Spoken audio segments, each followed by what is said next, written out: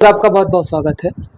हाल में ही लखनऊ में एक प्रोग्राम हुआ है जिसमें आप विनर चुने गए हैं। यहाँ पर स्कूल परिवार बहुत ही गौरवान्वित महसूस कर रहा है। कैसा कार्यक्रम था, क्या कहना चाहेंगे? ये 16 एजू लीडर्स समिट 2024 था, जिसमें इंडिया के टॉप स्कूल्स जो हैं करीब 300 schools all over India participate किए थे, जिसमें मुझे प्रिंसिपल ऑफ द ईयर 2024 का अवार्ड दिया गया है।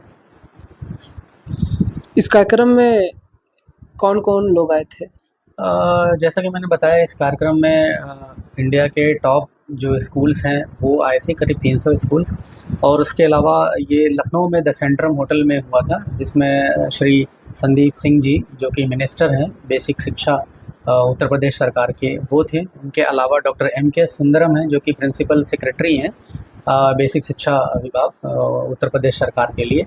तो ये लोग थे। उसके अलावा टॉप जो स्कूल्स हैं इंडिया के वो लोग थे। एक पैनल डिस्कशन जैसे भी चीज़ें इसमें थी, जिसमें एजुकेशन से रिलेटेड कई ऐसी टॉपिक पे बात की गई जिससे हम भविष्य में चेंजेस को ला सकें, एजुकेशन को और आसान और सभी लोगों तक पहुंचा सकें, इस तरीके की बात हुई।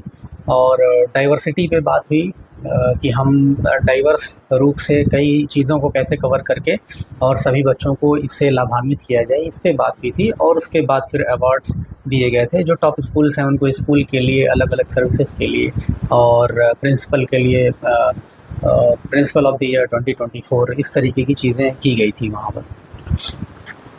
ये अवार्ड आपको कौन दिया? ये अवार्ड मुझे क्या नाम है, ये 16 एजू समिट जो हुई थी, एजू लीडर्स समिट, उनके लोगों ने दिया, जिसमें कि मैंने जैसा कि बताया संदीप सिंह जी भी थे, M.K. सुंदरम जी थे, और टॉप क्लास के जो स्कूल लीडर्स थे वो सभी लोग थे इसमें। बस्ती से लेकर आपने लखनऊ की यात्रा की और उसमें आप अवार्ड जीते। आप बधाई के पात्र हैं, लेकिन भविष्य में शिक्षा पर इसका क्या असर पड़ेगा, क्या कहना चाहेंगे? नहीं, इस तरीके के कार्यक्रम लोगों को मोटिवेट करते हैं और पता चलता है कि हमारे पूरे देश में क्या चीज़ें चल रही हैं, कौन सी प्रैक्टिसेस फॉलो की जा रही हैं, और उसको हम कैसे उससे अपने बस्ती में सनराइज़ जैसे स्कूल में भी कैसे इम्प्लीमेंट कर सकते हैं। और मैं एज ए प्रिंसिपल क्या कर रहा हूँ और देश के बाकी प्रिंसिपल क्या कर रहे हैं, क्या फ़र्क है, किसने कौन सी अलग प्रैक्टिस की, जिससे हम स्कूल को और ज़्यादा अच्छा बना सकते हैं, ये चीज़ें सीखने को मिलती है। और कहीं न कहीं हम वो फिर टीचर्स में कम्युनिकेट करते हैं और पेरेंट्स को कम्युनिकेट करते हैं। बहुत सी मॉरल वैल्यूज़ की बात हुई, जो अब हमें ये चीज़ें अब पेरेंट्स से बात करनी है, टीचर्स से बात करनी है और बच्चों से बात करनी है, तो पता चलता है कि पूरे देश में क्या चल रहा है, हम कहाँ पीछे हैं, किन चीज़ों में हमने और अच्छा किया है, उसके लिए मोटिवेशन मिलता है। तो ऐसे कार्यक्रम होने चाहिए। Thank you sir. जी, बिल्कुल।